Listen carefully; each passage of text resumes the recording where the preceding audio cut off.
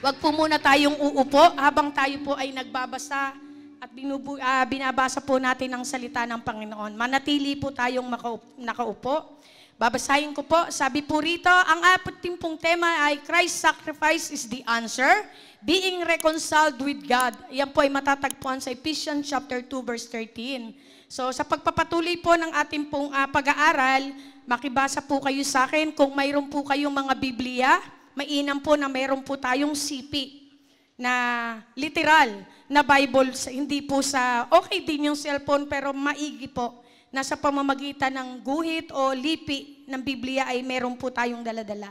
Sa Isaiah chapter 53 po sabi rito, sagot ng mga tao, sino ang maniniwala sa ibinabalita naming ito? Sino ang makapagpapatunay na pinahintulutan ito ni Yahweh? Verse 2, kalooban ni Yahweh na ang kanyang lingkod ay matulad sa isang halamang natanim sa tuyong lupa. Walang katangian o kagandahang makatawag pansin. Wala siyang taglay na pang-akit para lapitan siya. Verse 3, hinamak siya ng mga tao at itinakwil. Nagdana siya ng sakit at hirap. Wala man lamang nagtapo ng sulyap sa kanya. Verse 4, hindi natin siya pinansin para siyang walang kabuluhan. Sa verse 4 po, tiniis niya ang hirap na tayo ang dapat magbata. Gayon din ang kirot na tayo sana ang lumasap. Akala natin ang dinanas niya ay parusa sa kanya ng Diyos. Verse 5, dahil sa ating mga kasalanan, kaya siya nasugatan, siya ay binugbog dahil sa ating kasamaan. Tayo ay gumaling sa pahirap na tinamo niya at sa mga hampas na kanyang tinanggap. Verse 6, tayong lahat ay parang mga tupang naligaw. Nagkanya-kanya tayo ng lakad. Ngunit inibig ni Yahweh na sa kanya ipataw ang parusang tayo ang dapat tumanggap. Verse 7, siya ay binugbog at pinahirapan, ngunit di tumutol kahit kamuntiman. Tulad ay korderong hatid sa patayan, parang mga tupang hindi tumututol kahit nagupitan. Ni hindi umiimik kahit kaputok man. Verse 8, nang siya'y hulihin, hatulan at dalhin sa dakong patayan, wala bang nangahas na ipagsanggalang? Wala man lang dumamay, siya ay pinatay dahil sa sala ng sangkatauhan. Verse 9, siya ay inilibing na kasama ng masasama at mayayaman, bagamat wala siyang kasalanan o nagsabi man ng kasinungalingan. Verse 10, sinabi ni Yahweh, ang kanyang paghahirap ay kalooban ko. Inihandog niya ang sarili upang sa pamamagitan noon ay magkaroon ng kapatawaran. Dahil dito ay mabubuhay siya ng matagal. Makikita ang lahing susunod sa kanya at sa pamamagitan niya ay maisagawa ang kanyang panukala. Verse 11, pagkatapos ng pagdurusa, lalasap siya ng ligaya. Malalaman niyang hindi nawala ng kabuluhan ang kanyang pagtitiis. Ang aking tapat na lingkod at lubos kong kinalulugdan ang siyang tatanggap sa parusa ng marami. Alang-alang sa kanya, sila'y aking patatawarin. Verse 12, dahil dito siya'y aking pararangalan, kasana mga nandakila, pagkat kusang loob niyang ibinigay ang sarili. At nilasap ang kaparusahan ng masasama. Inako niya ang mga makasalanan at idinalangin sila'y patawarin. Pagpalain po ng Diyos ang kanya pong mga salita. Malaya na po tayong makakaupo sa presensya po ng ating pong Panginoon. So lahat po tayo ay nagkaroon ng pribilehiyo sa ating pong Panginoon. Maaari niyo po bang batiin yung inyong kaliwa at kanan? Kumusta ka na? Praise the Lord. Alam niyo po kung bakit? Nakakatuwa po na tayo po ay pinahintulutan ng Lord, pinili niya tayo na sambahin siya sa espiritu at katotohanan sa araw na to. Na inuna natin siya. Maraming tao walang panahon sa Panginoon. Totoo naman, dahil inaagaw ng mundo ang maraming atensyon. Kaya nga po tayo, pag ginising tayo sa umaga ng ating pong Panginoon, isa lang ang ibig sabihin. Gusto niya na siya ay parangalan natin. Totoo po yon sa ating pong mga buhay. Paggising mo pa lang, kahit wala ka sa mood, mag-pray, yung iyong kaluluwa, nauuna na. Nauuna ng manalangin hanggang maramdaman mo, nandun na ang presensya ng Panginoon. Amen po? Minsan pa po nating palakpakan ang ating pong Diyos. So, sa ating pong pag-aaralan, ang topic po natin, Christ's sacrifice, the substitute for sinner. Ang sakripisyo ni Kristo, kahalili o kapalit ng mga makasalanan. Ibig sabihin, sa ating pong mga buhay, na nakipagpalit, pinalitan tayo ng ating pong Panginoon sa mga dapat na bagay sana, na tayo yung magpapasa nito. Subalit, salamat sa kabutihan ng ating pong Panginoon. Si Jesucristo ay namatay, kapalit mo. Totoo po yun. Maaring narinig mo na ang mga pahayag na ito ng maraming beses. Lumaki ka marahil na itinuturo ito sa Sunday School, inaawit sa himno o nababasa sa Ebanghelyo. Ngunit huwag hayaang ang pagiging pamilyar nito ay alisin ang kapangyarihan. Hindi ito basta pananalita lamang. Ito ang pinakapuso ng ating pong pananampalataya. So, pag tinalunton po natin, sabi nga rito, sa substitution o kahalili, maaring tila malalim na salitang ito, pero sa katotohanan, ito ay napakasimple at napaka-personal. Kaya po tayo, pag makikinig ng salita ng Lord, may dumaan at nangusap sa iyo ang Panginoon. Huwag mong iisipin na, sayang, wala siya rito, para sa kanya talaga to. No! Ibig sabihin, pag narinig mo, nagrema sa'yo, dumaan sa'yo, ibig sabihin, para yan sa'yo. Dahil personal pong mangusap ang ating pong Panginoon. Idagdag pa po natin, very privately, kung mangusap ang Lord. Bakit po? Sabi nga ni Pastor Alec, may 4 na kompartamento ang ating pong mga buhay. Yung isa, yung personal, kasama dun yung iyong pamilya. Kilala ka nila kung sino ka sa pamilya. Pangalawa, yung tinatawag na public. Kung sino ka, kung paano ka nila nakikilala. And then yung sumunod, yung tinatawag na possessional. Kung nasaan kang trabaho, ganun ka nila kilala. Pero ito po yung pinakamainam. Sabi nga, in your private life, only God knows you. Totoo po?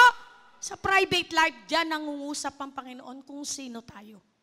Pwede natin paglakuan yung sinasabing positional, personal, o public. Pero yung private life, hindi pwede itong palitan ng sino man. Only God knows you and me. Amen po? Kaya ka po, pag binabasa natin ang salita ng Lord, hindi lang personal, very privately, na nangungusap ang Panginoon sa ating pong mga buhay. Kaya nga, napakasimple at napaka-personal. Si Jesus ang tumayo sa lugar na tayo ay dapat nandoon. Tinanggap niya ang parusang tayo ang dapat tumanggap. Nagdusa siya upang tayo ay maligtas. Ang Kristyanismo ay hindi lamang tukol sa pagsusumikap. Sabi rito, maging mabuti man o masama, hindi ito relihiyon na moral na pagbabago. Ito ay mensahe ng banal na pagliligtas. Hindi ito payo. Ito ay balita, mabuting balita na sa kanyang habag, isinuko ng Diyos ang kanyang anak upang tumayo sa ating lugar dahil ang ating parusa at ibigay sa atin ang kanyang katuwiran. Napakabait po ng ating pong Panginoon. Sabi nga, kung kailan mo nararamdaman na parang hindi ka mahal ng Diyos, may krus po na pwede tayong tingnan. Kung kailan mo kinu-question ang iyong halaga, tumingin ka rin sa krus. Kung kailangan mo ininda ang bigat ng kasalanan at konsensya, tumingin ka sa Panginoon, tumingin ka sa krus sapagkat doon, inalis na ang pasanin.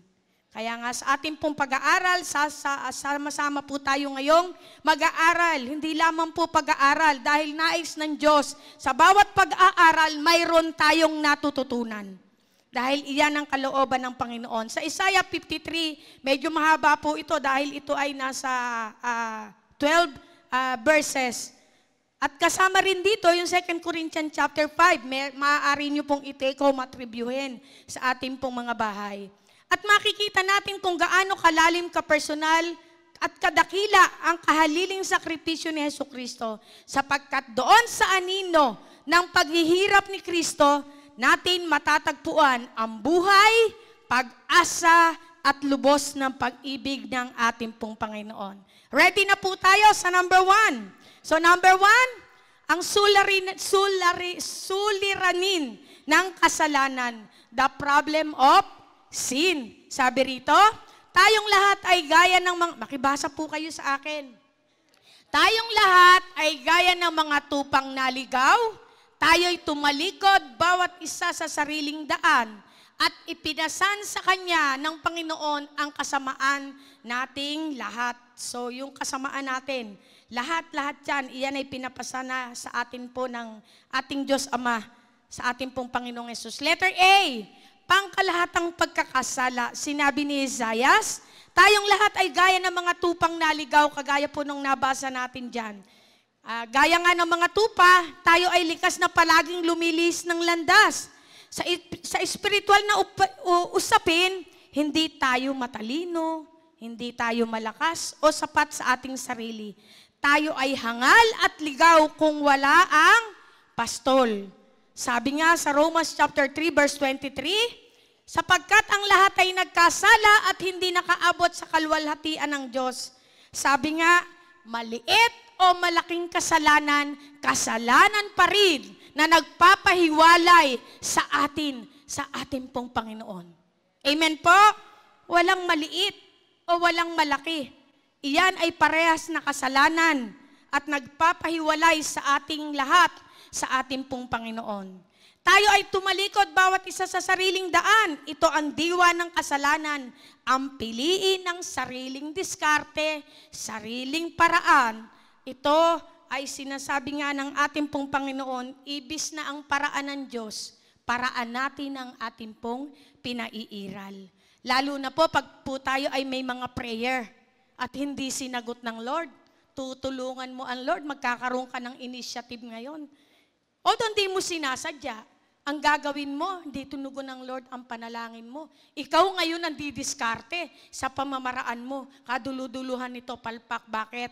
Ang Panginoon, sasagot siya sa panalangin mo na hindi ang gusto mong sagot. Sasagot siya sa gusto niyang isagot sa panalangin mo. Amen po ba? Kaya napakasarap po yung mapapasakop tayo sa Panginoon. Lord, yung kalooban mo, pag binabanggit niyo po yun, lumuluwag yung iyong pakiramdam. Alam mo na hindi mo control. Ang lahat ng bagay, kontrolado ng ating pong Panginoon. Amen po? Dahil ang katotohanan po, tayo po, yung mga diskarte natin, matagal na, mga palpak. Tayo may sariling diskarte, mga hindi natin pinag-iisipang mabuti. Sa dulo, ang sinisisi natin at tinatanong, walang iba kundi ang ating pong Panginoon. Sabi nga kanina, no, yung binanggit ni Brother Randy, choice mo kapag ikaw ay nagkasala. Dahil tayo, may guide po tayo ang salita ng Lord. So choice mo, sa akin po doon, yung tumimo doon, ano? Sa John 15 verse 16, sabi nga, yung first choice, ginawa na ng Lord. The second choice is yours. I-reject mo ba o i-accept mo? So maganda po na alam po ng ating pong Panginoon na hindi niya tayo ginawang robot. Kaya tayo, siya na yung gumawa ng choice na una. Pinili niya tayo, di po ba? Sabi niya, ako ang pumili sa iyo, hindi ikaw ang pumili sa akin. Totoo nga naman, dahil tayo talagang pasaway. Lalo na nung hindi po tayo nakakakilala sa Lord. Pero ngayon, biyaya at habag ng Panginoon, unti-unti niya tayong binabago. Hindi man biglaan, gradually, may pagbabago sa ating pong mga buhay. Amen po? Palakpakan po natin ang ating pong Panginoon. So kaya nga po, sabi niya rito, lahat tayo, imbis na gawin ang paraan ng Diyos, yung paraan natin, sariling diskarte, yung buhay natin, saan-saan natin ibinabangga, saan-saan natin dinadala. Ano-ano yung ating pinaggagawa. Kagaya lang ngayon, ang kalaban natin, walang iba kundi social media. Alam niyo po mga kapatid, kung may kaaadikan ka man, huwag sa social media. Maging adik ka sa salita ng Diyos. Bakit po? Nandun po sa Exodus. Kapag ikaw ay naging adik sa salita ng Diyos, habang lumalakad ka sa buhay na to't namumuhay, ang iyong mukha ay nagniningning ng kagaya kay Moises na hindi niya napansin dahil sa pakikipag-ugnayan niya, pakikipag-ulayaw niya sa Panginoon araw-araw ng kanya pong buhay. Walang sinabi yung mga glutathione na yan na pampaganda, pampakinang ng mga balat. Iba ang salita ng Diyos, magpaganda ng buhay. Palakpakan po natin ang ating pong Panginoon. Social media, pupuyating ka pa, sasakitin pa ang ulo mo. Pagdating ng salita ng Lord, kung bakit pag magbabasa ka na, doon ka na inaantok. At kapag magpe-pray ka na, nakatulog ka na. Bakit? Puyat na eh. So, iyon po ay technique ni Satanas. Okay kay Satanas na mapuyat ka sa panonood ng TV, dilat na dilat ang iyong mata sa Netflix. Okay kay Satanas na ikaw ay ikaw ay updated sa lahat ng balita. Basta, wag ka lang magbabasa. Pero ito yung kinatatakutan ni Satanas sa ating pong mga buhay. Kapag ang isang anak ng Diyos ay nagpakumbaba na at sa harapan ng Diyos ay nananalangin, sigurado si Satanas nanginginig niya dahil alam niya kapag ginawa ang posisyon na to ng mga anak ng Diyos, siya ay talunan na. Ito po yung kinatatakutan ni Satanas. Kapag ang isang anak ng Diyos ay nagpakumbaba na, lumuhod sa harapan ng Panginoon, hindi luluhod ka na yung tuhod, yung iyong puso ang iniluluhod mo sa Panginoon. Alam na ni Satanas na tagumpay ka na. Dahil sabi nga ng Panginoon, humble yourself to God. Hindi po iyan command, iyan po ay obligasyon ng isang Kristiyano na nakakilala kay Kristo. Iyan po ay napakainam. At sabi nga, paano naman malala, paano mo naman mapapanginig si Satanas sa takot? Kapag ikaw ay nagsimula ng manalangin at ikaw ay nagsimula ng magbulay-bulay ng salita ng Lord, alam niya na matutuklasan mo ang kapangyarihan ng Diyos at siya'y hindi mananalo sa iyo. Bakit? Mas malaki at makapangyarihan ang Diyos na nababasa mo at nilalagay mo sa utak mo kaysa sa mga social media na basura ang idinudulot nito sa isip at puso ng tao. Di po ba?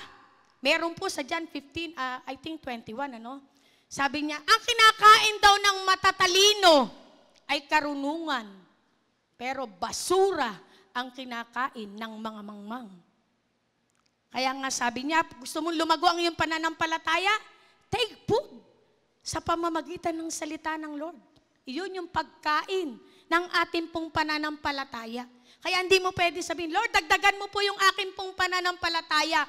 Ikaw yung gagawa nun sa pamamagitan ng pagpapakain ng iyong kaluluwa sa pamamagitan ng salita ng Lord. Kung hindi ka nagbabasa, one time, isang beses lang, o first service ka lang, payat na ngayon ang iyong pananampalataya. Pag may dumating na problema, tumba ka. Bakit? Mahina po ang kapit. Dahil ang pananampalataya, iyan ay nag-uugat at pinalalakas, pinalulusog ng salita ng Diyos. Amen po ba? Palakpakan po natin ang ating pong Panginoon. Kaya nga, letter B, personal na pananagutan. Paanong ginawang personal ni Isaiah ang pahayag? Tayo ay tumalikod bawat isa sa sariling daan. Ang kasalanan ay hindi lang pandaigdigang problema. Ito ay personal na problema. Bawat isa sa atin ay pumili ng landas na papalayo sa Diyos. Sa ating puso, sinabi nating, ako ang masusunod, ako ang magpapasya ng tama para sa sarili ko. Maaaring ito'y kayabangan, pagkamakasarili, kasakiman, pagnanasa, kapaitan, o simpleng pagwawalang bahala sa ating pong Panginoon. Sabi nga, sapagkat ang kabayaran ng kasalanan ay ano? Kamatayan.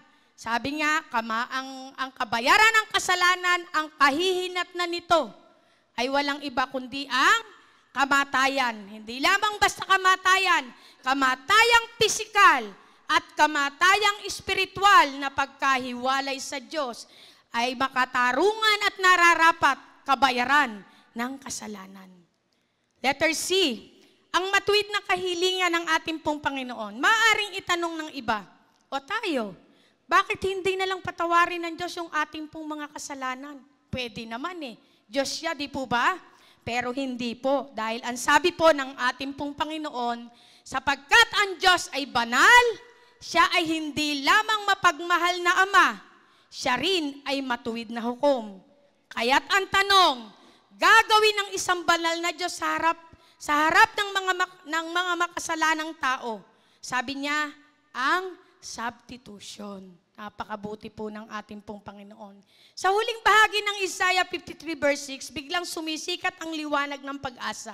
At pinasan sa kanya ng Panginoon ang kasamaan nating lahat.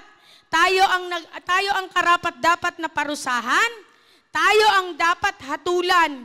Ngunit sa kanyang habag, ang Diyos ay nagpasa ng ating kasalanan. Ang kasalanan mo kay Hesukristo. Hindi lang ito kamanghamanghang pag-ibig. Ito ay ang pagkakatagpo ng banal na katarungan at banal na awa ng Panginoong Hesus sa kanyang krus. Palakpakan po natin ang ating pong Panginoon. Number 2, ang pagdurusa ng lingkod na nasa ating pong lugar. The suffering servant in our place. Kaya nga pag sinasabi po kung titingnan po natin yung Passion of the Christ, yung hagupit na dinanas, hindi naman sasabihin natin, paulit-ulit kayo yan, parang idolatry na yan. Hindi po yun, kundi pag-alala natin. Hindi lang basta ginawa ng ating pong Diyos. Tingnan mo na lang ang iyong sarili. Kung ano ang ginawa ng ating pong Panginoon. Imagine nyo po sa ating pong pagkakasala, kung yung katumbas ng ating pagkakasala, ganon yung parusang katapat, marami na pong wala sa atin. Pero dahil sa habag at biyaya ng Panginoon, ibang klase po ang Diyos eh. Kahit parang kitikan na lang nasisinghap-singhap sa problema o sa sakit karamdaman, nandyan ang kamay ng Diyos gumagalaw. Inaabot niya tayo ng kanyang pag-ibig at pagmamahal. Ibang klase pong magmahal ang ating pong Panginoon. Kaya nga in Isaiah 53 verse 4 to 5, tunay na pinasan niya ang ating mga sakit. Makibasa po kayo. At dinala ang ating mga kalungkutan. Subalit iniisip natin na siya'y pinarurusahan. Tinatapakan ng Diyos at pinahihirapan. Ngunit siya'y nasugatan dahil sa ating mga pagsalansang, nilapnos sa ating mga kasamaan. Ang parusa na nagbibigay ng kapayapaan sa atin ay napasa Kanya. At sa Kanyang mga latay, tayo ay gumaling. Ang kagandahan at kapangyarihan na ginawa ni Jesus para sa atin. Ang mga talatang ito ay puso ng Ebanghelyo na ipinasabi sa halos 700 taon bago dumating si Jesus. Ibig sabihin, ipinakita ng ating pong Panginoon sa pamamagitan ni Isaiah ang pagdurusa ng lingkod. Isang tao na magdadala ng hindi lamang sakit, kundi parusa sa ating pong mga kapatawaran sa lahat ng ating pong kasalanan. Hindi lamang kalungkutan, kapwa espiritual at pisikal, kundi kahalili sa lahat ng ating pong nabanggit. So letter A, tunay na pinasan niya ang ating mga sakit. Ito ay personal. Ipinapasan niya ang ating mga sakit, dinala niya ang ating mga kalungkutan. Nasugatan siya dahil sa ating mga pagsalansang. Nilapnos siya dahil sa ating mga kasamaan. Ang dinanas ni Jesus ay hindi dahil sa kanyang sariling pagkatalo, kundi dahil sa atin. Ipinasan niya ang bigat ng ating kasalanan at ang ating kahihiyan, ang ating pagkakasala, ang ating pagkawasak at dinala ito ng ating Panginoong Hesus doon sa krus. Letter B, hindi naintindihan ng mga tao sa kasalukuyan, marami pa rin ang hindi nakakaunawa. Sinabi ni Isaiah, iniisip natin na siya'y pinarurusahan, pinaparusahan, tinatapakan ng Diyos at pinahihirapan. Tinitigan ng mga tao si Jesus na nakapako sa krus at iniisip nilang siya ay pinarurusahan ng Diyos para sa kanyang sariling kasalanan. Ngunit, sa katotohanan, ipinasan niya ang ating parusa. Hindi na naiintindihan nito ng karamihan. Marami pa rin ang hindi nakakaintindi. Si Jesus ay naging tulad natin upang tayo maging tulad niya, matuwid at tinanggap ng Diyos. Si Jesus po ay 100% man and 100% God. Hindi po maaaring 50-50. Dahil hindi niya mauunawaan at mararamdaman ang tunay na ating nararanasan bilang tao. Subalit hinubad niya ang kanyang pagiging Diyos. Sa buhay po ng isang tao, minsan magpakumbaba lang, napakahirap gawin ng isang tao, minsan sa Kristiyano. Ano po ba yon? Kapag iyon ay nilusaw mo sa pamamagitan ng banal na dugo ng Panginoong Hesus, magaan pong mamuhay. Bakit? Alam mo sa sarili mo na wala kang ipagmamalaki. Ang Diyos lang ang pwede mong ipagmalaki sa iyong buhay. Amen po! Palakpakan po natin ang ating pong Panginoon. Kaya nga, sabi rito, letter C, ang presyo ng kapayapaan. Totoo naman, di po ba? Ang kapayapaan ay hindi libre. Ito ay may presyo. Ang presyo nito ay walang iba kundi si Jesus. Hindi lang niya binili ang kapatawaran, binili niya na rin ang kapayapaan. Kaya po sa Romans chapter 5 verse 1, basa po tayo, kaya nga yamang tayo ay pinawalang sala sa pamamagitan ng pananampalataya, tayo ay may kapayapaan sa Diyos sa pamamagitan ng ating Panginoong Hesukristo. May good news po sa ating pong lahat, ang ating pong Panginoon ngayong umaga. Nasa kapayapaan na tayo ngayon ng Diyos na maaaring iba sa mapayapang damdamin tulad ng katahimikan. Ang kapayapaan ng Diyos ay posible dahil binayaran na ito ng ating pong Panginoong Hesus sa halaga ng ating pong mga kasalanan sa pamamagitan ng kanyang kamatayan sa krus. Amen po ba? Gusto mo ba itong maranasan? Palakpakan mo ang ating pong Panginoon. So ang kapayapaan daw po ay may presyo. Hindi natin kayang bilhin. Pwede ba pag marami kang pera, hindi ka makatulog? Kumuha ka ng maraming pera, tapal mo dyan sa isip mo. Hindi yun mangyayari. Malabo yun. Uminom ka ng pampatulog, ay meron ding hindi tinatabla nun. Bakit? Ang ating pong Panginoong Hesus lang. Only Jesus ang magbibigay lang ng kapayapaan sa atin, sa'yo at sa akin. Magtataka ka po ako. Ako personally po, maraming dumadaang problema sa ating pong mga buhay. Pero ang magtataka ka, andyan ang problema, parang wala lang. Kaya po ako ay nagtatanong sa Lord. Sabi ko, Lord, normal pa ba ako? At ganito yung nararamdaman ko. Andyan yung problema, alam kong kaharap ko, alam kong ngayon na. Pero bakit ganun? Hindi ko siya yata nararamdaman na nagliligalig ako o nagwo-worry ako. Alam niyo po ang sikreto? Kapag ako po ay namumroblema, ang pinupuntahan ko po yung salita ng Lord. Kapag po ako ay nagigipit sa Panginoon po ako nagdidikit sa salita niya, dahil siya lang yung pwedeng magpalakas sa akin. Siya lang yung pwedeng makaunawa sa akin. Siya lang yung kakampi mo sa lahat ng oras ng iyong buhay. Kahit ikaw ay gipit na gipit sa Panginoon. Sigurado, makakaranas ka ng iba yung kapayapaan. Tanggihan ka man ng lahat. Kahit pa sabihin mong pamilya mo, si Jesus, hindi ka niya itataboy kahit kailan ka lumapit. Si Jesus, yayakapin ka sa bawat oras na kailangan mo. Mayroon kang hindi naiintindihan. Si Jesus, ipapaunawa niya sa'yo kung ano ang nais niyang ipahiwatig sa buhay mo. Siya lang. Wala kang ibang pwedeng takbuhan, kundi ang Panginoong Hesus na tinanggap mo at naririyan sa puso mo, naririyan sa isip mo. Siya lang ay laging nag-iintay. Sabi nga ng James chapter 4, draw near to God and He draw near to you. May mahirap po ba doon? Wala namang kahirap-hirap lumapit sa Lord eh.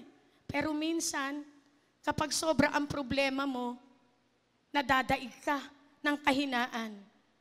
Ang gagawin mo, lalo na pag church, naglilingkod ka, pahinga muna ako.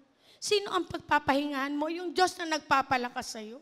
Yung Diyos na nag-i-encourage sa'yo. Ang banal na Santong Espiritu na umaakay sa'yo upang lumakas ka. Wala tayong tatakbuhan, wala tayong matataguan. Ang pinakamainam, magtuloy-tuloy ka na lang, magpatianod ka sa kalooban ng Panginoon. Siya ang bahala sa'yo. Di ka niya iiwan, di ka niya pababayaan. Palakpakan po natin ang ating pong Panginoon. Kaya nga ang galing-galing po ng ating Diyos. Dito po sa letter D, sa kanyang mga latay tayo ay gumaling. Sabi nga, tiyak namang kaya magpagaling ng ating pong Panginoon physically. Pero higit pa rito, ito'y tungkol sa malalim na pagpapagaling sa kaluluwa na kailangan natin. Ang pagpapagaling mula sa pagkakasala. Lahat po tayo rito ay nagkasala. Amen po ba? Tatanungin ko po kayo. Noong po kayo ay nagkasala, ipinahiya ka ba ng Diyos? Kahit po ako, di ako po magsasabi na pinahiya ako ng Lord. Nung ikaw ay nagkakasala, nasa malalim ka ng kasalanan, inaahon ka ng Lord, tinatakpan ka niya ng kanyang kapangyarihan upang hindi ka mapahiya. Imagine niyo po yun. Sa tao iba. Pag nagkasala ka, susumbatan ka, ipapaalala niya sa'yo yung mga mali mong nagawa. Yung iyong pagkakasala, miya't-miya inuungkit. Pero ang Panginoon, hindi kanya pinapahiya kahit kailan. Bakit? Alam niya yung nararamdaman ng pain mo. Alam niya yung nararamdaman na sakit na dinadanas mo. Napakabuti po ng Panginoon. Sino sa atin dito ang pinahiya ng Panginoon nung siya'y nagkasala? Maaaring tayo siguro ay nadapilas. Yung dinadadas natin ay konsekwensya ng ating pong mga ginawang mali. Pero nandun ang pagmamahal ng ating pong Panginoon. Hindi ahon niya tayo. Alam niyo po, isang araw, kailan lang nitong week na to, nagbabasa po ako ng salita ng Lord. Pagpikit ko po, may binigay siyang verse. Psalms 100. And then 2 Corinthians chapter 9 verse 3. Sabi ko, Lord, di yata ito magkatugma, yung parehas na binigay mo sa akin. Ang sabi niya po sa akin, alam mo anak, ang pagbabasa at pagbubulay-bulay ng salita ay parang ako. Parang isang tao na naghuhukay ng balon, na naghahanap ng balong. At kapag ikaw ay magtiyaga na hinahanap mo ang Diyos, hindi lamang ang iyong balong ang iyong matatagpuan, kundi ang makapangyarihang presensya ng Panginoon. Amen po ba? Kaya anong sarap? Isipin mo na kapag ikaw pala ay nagbubulay-bulay ng salita ng Lord, para kang isang tao na naghuhukay ng balon at naghahanap ng balong. Yung pong mga pangungusap na yun ay hindi ko po lubos maunawaan. Subalit tuwang-tuwa ako. Makatapa ang Diyos, buruin mo, ang isang taong naghahanap sa akin ay isang katulad ng isang taong naghuhukay ng balon at naghahanap ng balong. Totoo po pala. At yung bandang huli po, talaga namang natagpuan ko. Alam niyo po yung sinabi niya, ganito magliliwanag kagaya ng kay Moises. Habang ako'y binubulay-bulay, magliliwanag din ang kanyang buhay. Hindi lang kanyang itsura, kundi ang kanyang katauhan sa pamamagitan ng kapangyarihan ng salita ng ating pong Panginoon. Palakpakan po natin ang Diyos. Ang pagpapagaling mula sa kahihiyan. Kahit kailan, hindi talaga ang Panginoon na namamahiya. Hindi niya talaga yung ginagawa sa buhay ng bawat isa. O ikaw ay may nagawang pagkakasala, ikakalat, hindi po yun. Ang Panginoon tatakpan at tatakpan kanya. Hindi para konsintihin kanya, kundi upang maalaman mo na ganyang kanya kamahal, na siya lang ang pwedeng magkubli sa'yo. Dahil iyon ang katotohanan na binayaran niya, pati ang kahihiyan mo, pati ang kasalanan mo at kasalanan ko, binayaran na ng ating Panginoon Jesus doon sa krus. Palakpakan po natin ang ating pong Panginoon. Ito pa po, ang pagpapagaling mula sa pagkahiwalay ng kasalanan sa pagitan natin ng ating pong Diyos, binigay niya ang ating pong Panginoong Jesus para sa ating kapatawaran sa lahat ng ating pong mga kasalanan. Yan pong cross na yan ay nakikita nyo, may vertical yan. Ito po ay pagpapatawad ng Lord, pataas. Paano po yung halang? Yung dalawa. Iyan ay pagpapatawad mo sa iyong sarili at sa iyong kapwa. Hindi lang yan basta cross. May meaning po yan pag inyo pong pag-aaralan. Una, dapat mong matanggap yung kapatawaran ng pinakamataas, walang iba kundi ang Diyos. Sumunod, pagpapatawad sa iyong sarili at pagpapatawad sa iyong kapwa. Maliwanag po? So, napakabuti po ng ating pong Panginoon. Meron pa, Bawat hagupit, bawat sugat, bawat patak ng dugo ay para sa iyong pagpapagaling.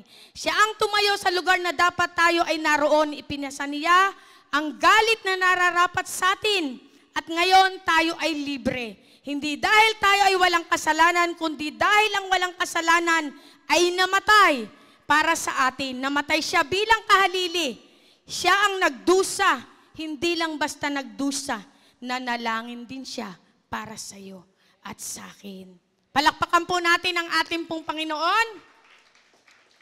Kaya nga sabi niya, di po ba, pagka mayroong sinasaktan, siyempre, pwede rin siguro natin gawin yon bilang pagmamahal sa isang tao. Pag may sinasaktan, ikaw. Di ba yung umaawat, karaniwan, sila pa yung tinatamaan? Kasi pag umaawat ka, ikaw yung pumapagitna. Ito yung ginawa ng Panginoon. Siya yung kumuha ng nararapat sa atin. Biruin mo yung hagupit na yun, di natin yung kakayanin. Isang hagupit lang, di na natin yung kaya. Subalit ilang latay. Yung latay po ni Jesus na yan ay may bilang. At iyan po ang kakumpletuhan sa ating pong mga buhay. Iniwan niya tayo ng isang magandang alaala na kung saan lahat na to ay bayad na. Ang gagawin mo na lang, kagaya ng isang libawa, nag-grocery ka, may nagbayad. Ang binigay sa'yo, resibo na lang. Ano ang ibig sabihin? Bayad ka na. Ano ang dapat mong gawin? Magpapasalamat ka. Are you ready na magpasalamat sa Panginoon sa ginawa sa ating pong mga buhay? Papatunayan po natin yan. Paano natin yan gagawin? So number 3, ang dakilang palitan, the great exchange. Sa 2 Corinthians chapter 5 verse 21, sapagkat ginawa ng Diyos na siya na hindi nakikilala ng kasalanan, ay maging kasalanan alang-alang sa atin, upang tayo ay maging katuwiran ng Diyos sa Kanya. Sabi nga, ang katuparan ng dakilang palitan, iniatang sa Kanya ng Panginoon ang kasamaan nating lahat, at tiniis ang parusang sa atin ay nararapat. So, napakatindi po nito, ano? So, pag sinabi na krus, ginawa yun ng Panginoon para sa iyo at sa akin. Marami pang hindi nakakakilala at ang krus para din sa kanila na kailangan nating ibigay, gamitin tayo ng Panginoon. Kumbaga, tinanggap natin ang kaligtasan, ipasa natin to sa iba. Tinanggap natin ang libre, ibigay din natin sa kanila ng libre. Hindi natin pagtsatsagaan. Yung pagtsatsaga po, parang may pagod pa eh. Pagsusumikapan mo talaga. Kasama po ng pananalangin sa ating pong mga mahal sa buhay. Marami na po tayong mga kamag-anak, hindi pa rin nakakakilala. Hindi po sila pasaway o matigas ang ulo. Ba't titingnan mo silang ganon? Tingnan mo rin sila na kagaya mo. Ganon din tayo dati. Subalit pinagtsagaan, may nagtsaga sa atin. Unang-una ang Panginoong Jesus. Subalit ngayon, may nagtyaga na rin sa ating tao katulad natin. So tayo rin. Meron din tayong pagsusumikapan na makarating sa kanila ang salita ng Lord at magkaroon din ng kaligtasan. Amen po? Letter A, sapagkat ginawa ng Diyos na siya ay hindi nakikilala ng kasalanan. Dito si Jesucristo ay inilarawan bilang isang ina. Isang-isa na hindi nakilala ng kasalanan. Hindi siya pinanganak na may likas na kalikasan ng kasalanan tulad natin. Siya ay ipinaglihi ng Banal Santong Espiritu at namuhay ng isang walang kasalanang buhay. Pag titingnan po natin, meron po ako nakuha diyang word, hindi siya kilala ng kasalanan. Imagine mo, yung kasalanan hindi dumadapo sa kanya, ni dumidikit man. Ang tao baliktad. Siya ang dumidikit sa kasalanan. Dapat tayo yung lalayo doon. Alam nyo naman na ang temptation laging nariyan eh. Yun yung trabaho niya. Si Satan, yun ang trabaho niya, talagang manukso. Pero nasa iyo kung magpapatukso ka. Pero tandaan mo, ikaw at ako at anak ng Diyos ay may kapangyarihan tayong labanan ang tukso sa pamamagitan ng salita ng ating pong Panginoong Yesus. Amen? O yung mga sandatan yung salita ng Lord, nakabaon lang dyan sa tagliran. Hindi gumagana. Iyan ay mapurol na. Kailangan po iyan ay gamitin natin araw-araw. Sino po sa inyo ang dumarako sa pananalangin araw-araw? Taas po ang kamay. Sa petisyon, sa intercession, kailangan po kayong makatawid sa 4. Hanggang spiritual warfare, kailangan yung marating upang mamuhay kayo ng may katagumpayan sa bawat araw ng inyo pong buhay. Kung ang panalangin nyo lang po communion, petition, intercession, paano po yung 4, di na kayo nakarating? Nawala ng lahat yung silbi ng inyong ginawang 3 kung hindi kayo nakarating sa spiritual warfare ng inyo pong buhay. Parang nagluto lang kayo, hinayaan nyo na lang dyan. Pero iba yung niluto mo sa panalangin, nilabanan mo to sa pamamagitan ng spiritual warfare. May kapangyarihan ka po at may kapangyarihan tayong lahat na ito ay gawin. Kaya po maraming Kristiyano nabubuhay ng talunan hanggang ngayon. Bakit? Ang alam lang, tama po, makipag-ugnayan sa Panginoon. Tama rin, gustong-gusto nating manghingi. Tama rin na ipanalangin natin yung iba. How about the spiritual warfare? Hindi ka na nakipagdigma, ginamit mo na lang yung sandata mo, na nandun lang, sa isip mo lang. Bibigkasin mo yun ang iyong mga bibig. Dahil ang very powerful ang salita ng Diyos pag binitiwan ng iyong bibig. Bakit po? Ang kapangyarihan ay patuloy na dumadaloy once na ang isang anak ginagamit ang salita ng Diyos sa kanya pong mga buhay. Amen po? Tandaan niyo po, dapat makakarating kayo sa 4. Hindi hanggang 3 lang kayo. Sino po ang nakikipag-warfare dito araw-araw sa kanya pong buhay? Kung hindi man po, pwede po nating simulan. Bakit hindi? Di pa naman huli ang lahat. Iyan ay talagang para sa ating katagumpayan. Posisyon niya ng isang Kristiyano sa katagumpayan ng pang-araw-araw niyang buhay. Spirit na, halimbawa sa isang pamilya. Ako po, nararamdaman ko yun eh. Kapag medyo sa talyar namin, medyo may ibang kumikiliting pag-uugali. Re-rebuking ko na yan. Ikaw, espiritu ng karamutan, lumayas ka sa pangalan ni Jesus. Espiritu na sumpong, out in Jesus' name. Bakit? Ang espiritu ng kapayapaan at kasaganaan, kaaliwalasan, ang iyong pawawalan. Mangyayari yun. Nararamdaman mo nang wala kang pera. Ikaw, espiritu ng kawalang pera, paghirap, lumayas ka. Sa pangalan ni Jesus, espiritu ng kasaganaan, kompletohin mo na. Andyan yung 2 Corinthians chapter 8, verse 9. Ako ay naging mayaman dahil sa Panginoong Jesus siya ay naghirap upang ako ay maging mayaman. Philippians 4:19, ibibigay niya sa iyo at isusupply ang lahat ng kanyang pangangailangan. Ano ang iyong pinawawalan sa araw-araw? Sama ng loob? Simangot ng iyong mukha? Ano ang iyong pinawawalan? Ang iyong bibig na madada? Na hindi umaabot sa kalangitan? O ang kapangyarihan ng salita ng Panginoon na sa iyo ay sumasama at umaagapay? Dapat maging sensitibo tayo. Nararamdaman mo na nagtatrabaho ka, parang yung mga katrabaho mo, inis sa'yo lahat. Wasakin mo to sa pangalan ni Jesus. Sa pangalan ni Jesus, susunod yang lahat na yan. Bakit? Hindi dahil magaling kang manalangin, kundi dahil tapat ang Diyos na iyong pinananalanginan. Amen po ba? Hindi dahil sa magaling tayo. Magaling na yung nasa atin. Walang iba kundi ang ating pong Diyos na buhay. Praise God. Hindi nakikilala ni Jesus ang kasalanan tulad ng pagkakilala natin dito sa pamamagitan ng karanasan. Siya ay moral na dalisay, walang kapintasan, banal. Siya lamang karapat dapat na tumayo sa harap ng Diyos bilang walang kasalanang kordero. Totoo po, dahil si Jesus hindi kailanman siya nagkasala. Hindi kagaya natin tayo, pinanganak pa lang, makasalanan na, sabi nung iba. Yung anak ko kapapanganak pa lang, may kasalanan na? Oo. May minana na yan eh. Ito yung siste. May mga batang bago nagsasalita. Sabi nung magulang, "Nako, marunong nang magsinungaling ang anak ko." No! Ituwid mo.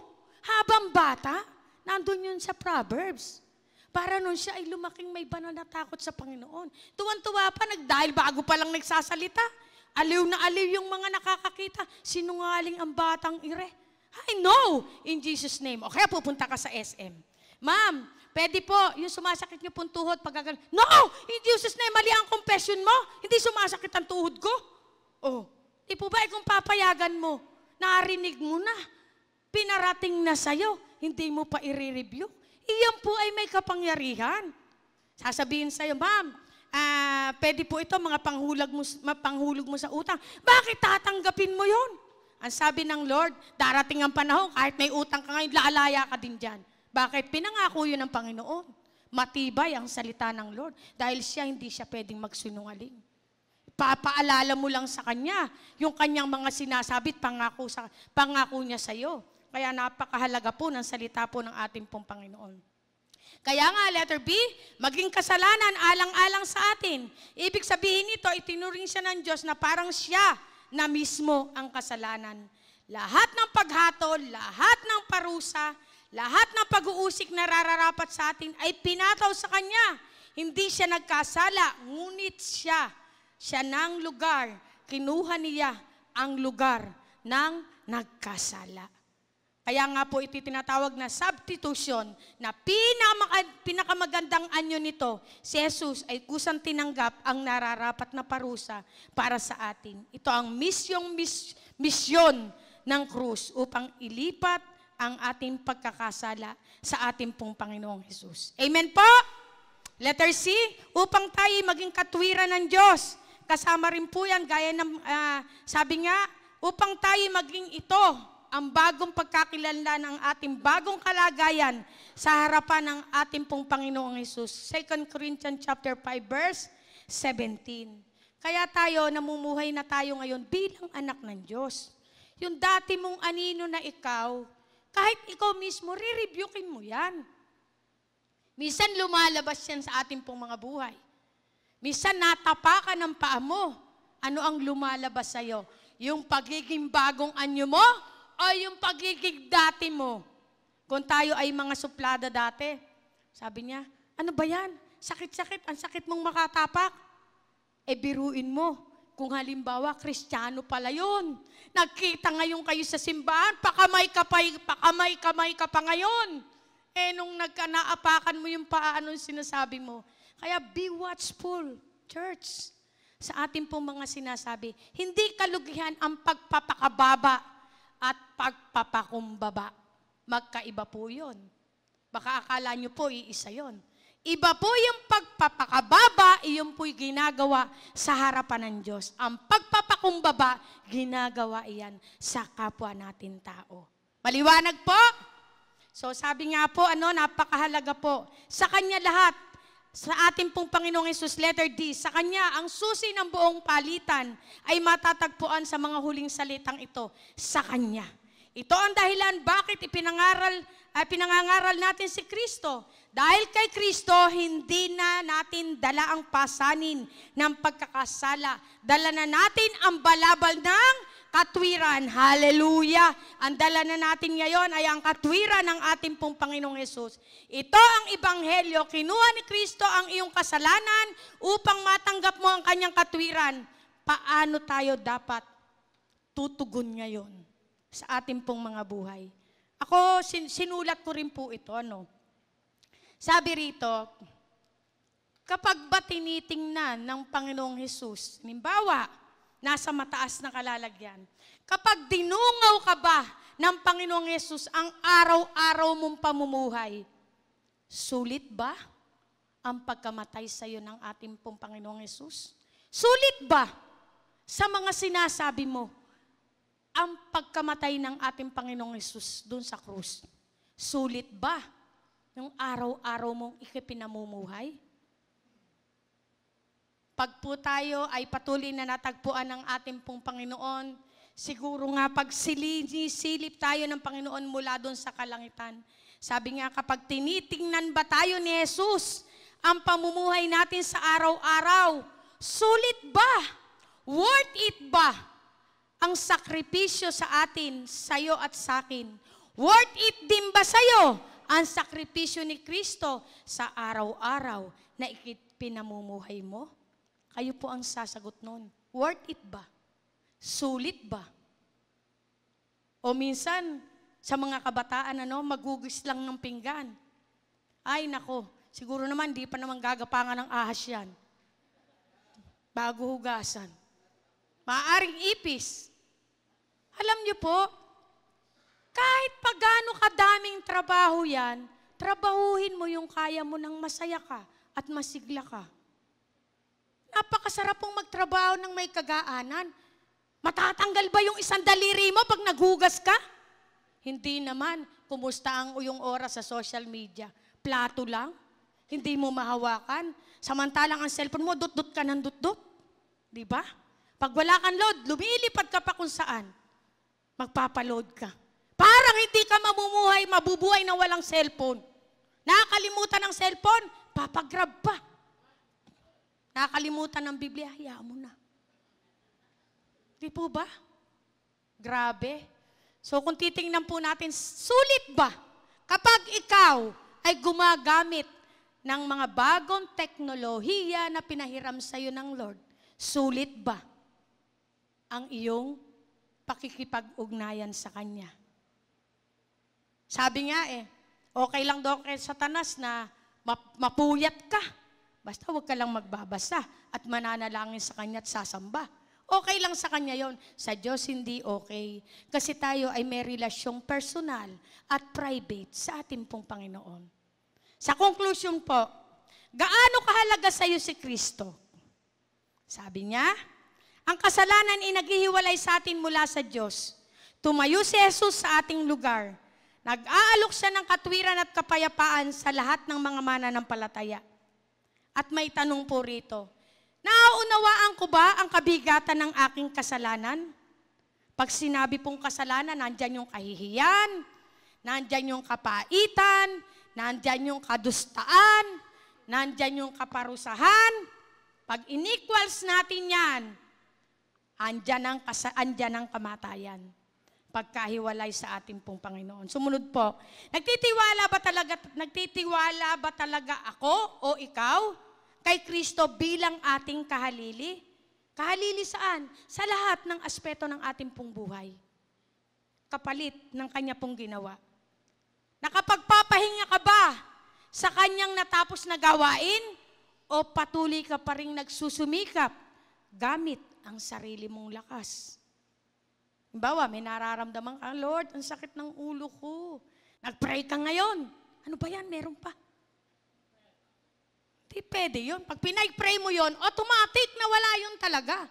Minsan po'y naranasan ko yun, nagkaroon po ako ng berde ko, umiikot yung paningin ko, parang may helicopter, parang may bangka. May Bible study po kami. Tapos magtuturo pa. Lord, paano ko itong aaralin? Yung isip ko, gumaganon. Hindi ko naiintindihan.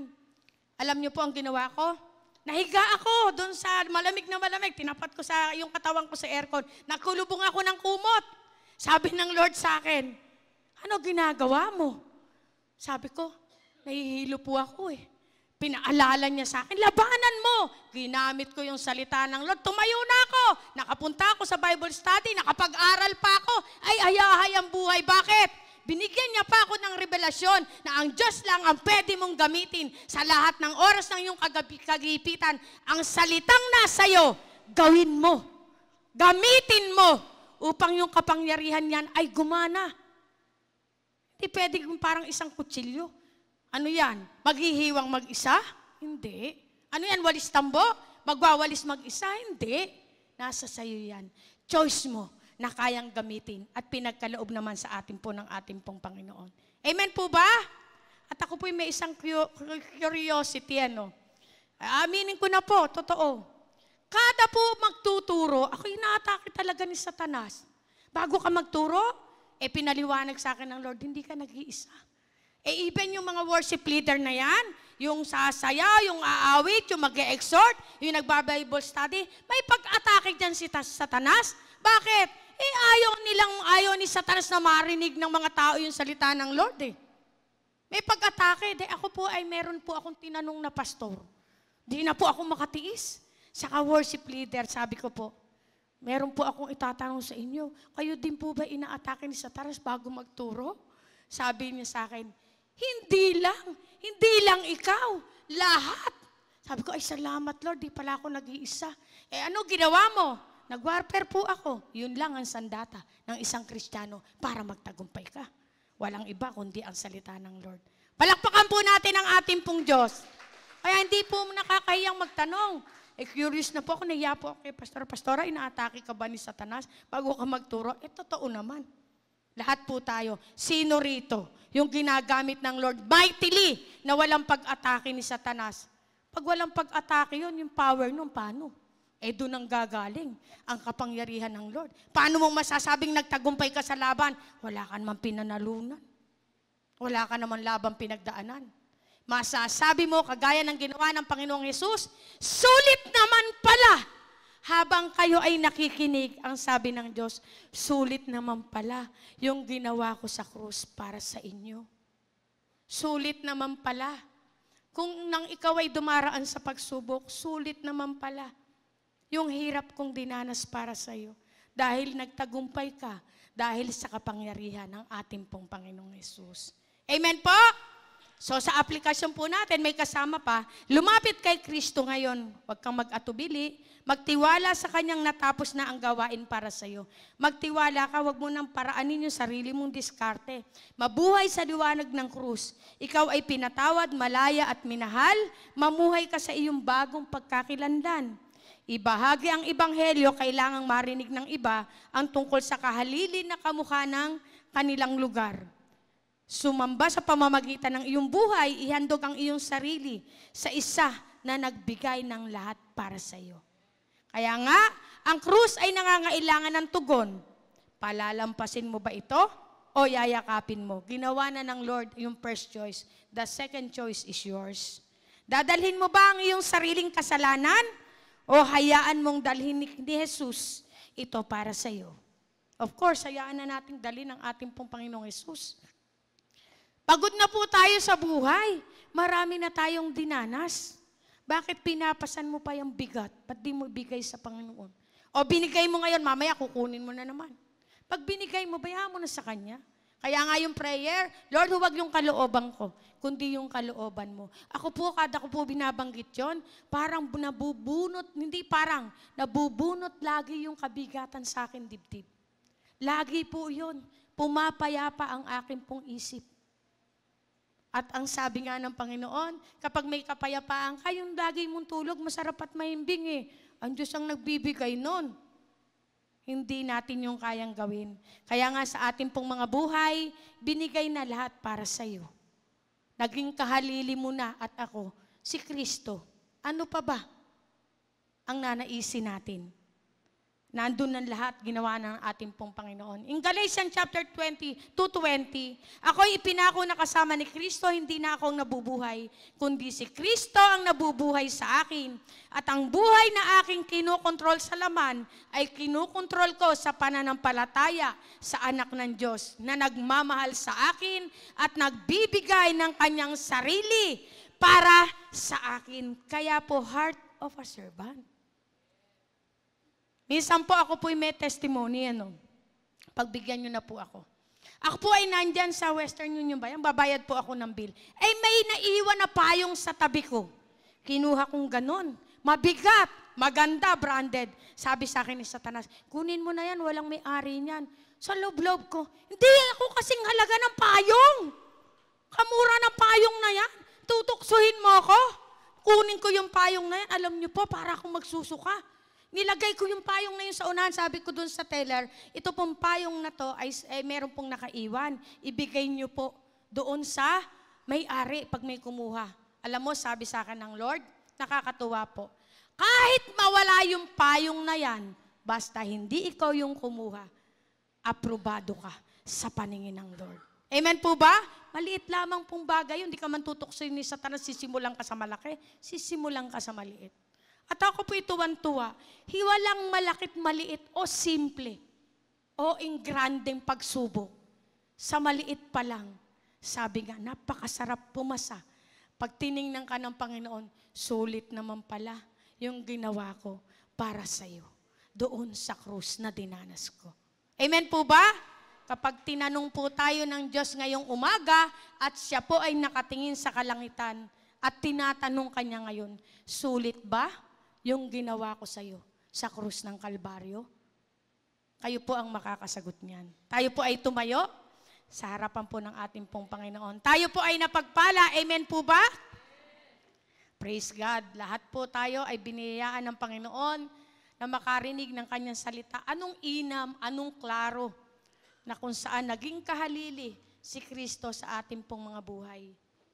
Tayo po ay umawit. Pag po kayo'y umaawit, ito yung pagkakataon na bigyan mo ng honor ang Panginoon sa iyong buhay.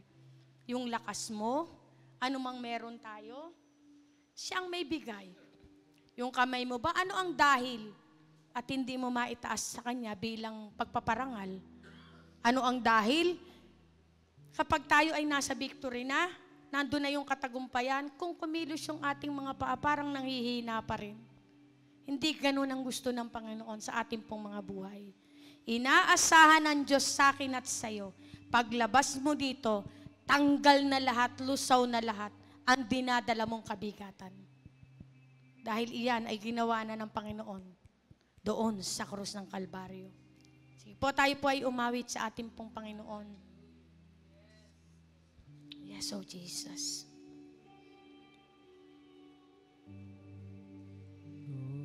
Of your grace, setting my feet On your ways, entering into your presence, to behold you face to face. God of all heaven and earth, holding me in your embrace. unfading love that surrounds me.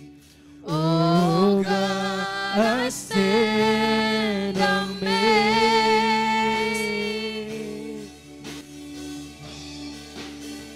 Jesus, my Lord, you're the love of my life. Wherever you go, wanna be by your side. No longer I, but Christ living in me, serving you for all eternity. My eyes set on you in this race that I run. No longer my ways, let your will be done. Make me a servant, my heart's ever true. Clinging to the cross, I follow you. I follow you. Maaari mong damhin ang awiting ito, biglang pagpaparangal sa Diyos. Standing in all All of your ways. Sa mahina pong tinig, standing My feet in your entering into your presence, to behold you face to face. God of all heaven and earth, holding me with your embrace, unfailing love that surrounds me. Oh God, I stand amazed.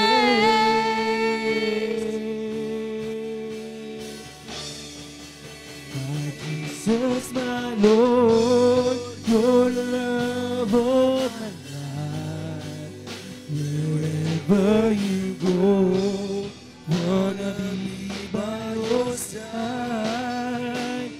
No longer I, but Christ living in me, serving you for all eternity. Damin po natin ang ating pong awit. Taas po natin ang ating pong dalawang kamay.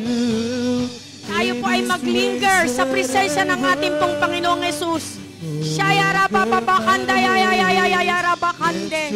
Yes, oh God. Yes, Lord. Sulit, Panginoon. Ang nakikita mong mga kamay na yan, oh God, na sumasamba sa Espiritu at katotohanan. Sulit, Panginoon, sa buhay ng iyong mga anak. Yes, oh God. In Jesus' name. Hallelujah. My Jesus, my Lord, you're the love of my life. Wherever you go, wanna be by your side. No longer I, but Christ living in me. Serving you for all eternity. Ingawit po. My eyes set on you. In this race that I run, No longer my ways. Let your will be done. make me a servant, my heart's ever true. Clinging to the cross, I follow you. I follow you. Yes, oh Jesus. Salamat po, Amang mapagmahal, na patuloy natagpuan mo ang iyong mga anak na sulit ang iyong ginawa sa krus ng Kalbaryo. Salamat ng marami sa iyong kapahayagan. Salamat ng marami sa iyong pagyakap sa amin. Salamat ng marami, Panginoon, sa kagalingan. Salamat sa mga katanungan na patuloy mong sinagot. Salamat, Panginoon, sa ipinaglihing tagumpay at pagpapala na patuloy pinanganganak sa bawat araw ng aming pong mga buhay. Salamat, Panginoon, sa buhay na ibinigay mo sa amin. Salamat, tiniis mo lahat, Panginoon, ng hagupit, ng pait, ng sakit, na sana dapat ay sa amin yun. Subalit ito ay kinuha mo. Binigyan mo kami, Panginoon, ikaw ang nagdusa sa lahat ng sanay amin. Pero kinuha mo lahat ang amin pong lugar. Lugar ng kasalanan. Kinuha mo yun, Panginoon, upang kami magkaroon ng kapatawaran. Lugar ng sakit karamdaman, patuloy sa iyong mga latay nagkaroon ng kagalingan. Lugar ng kahirapan, patuloy kinuha mo upang magkaroon, O God, ang buhay ng bawat isa sa amin ng lugar ng kasaganaan. Ang posisyon, Panginoon, ng kadustaan at pagiging alipin ng kasalanan, nilagay mo kami sa posisyon ng tagumpay. Nang bilang inampun mo kami bilang anak ng Diyos, kami, Panginoon, ay nagtagumpay sa buhay na to. Salamat po ng marami. Sa lahat ng iyong ginawa, isa lamang po ang nais namin, sambitin. Ang ikaw ay bigyan ng honor, bigyan ng parangal. Sa bawat araw-araw na amin pong kinamumuhay, sulit, Panginoon, ang iyong babanggitin. Dahil ang iyong ginawa ay hindi daw wala ng kabuluhan, kundi ito ay nagkaroon ng katagumpayan. Sa iyo pong mainam naming binabalik ang aming pong pagsambat pasasalamat. Sa pangalan mo aming Panginoong Yesus, ang lahat po'y magsabi ng Amen and Amen.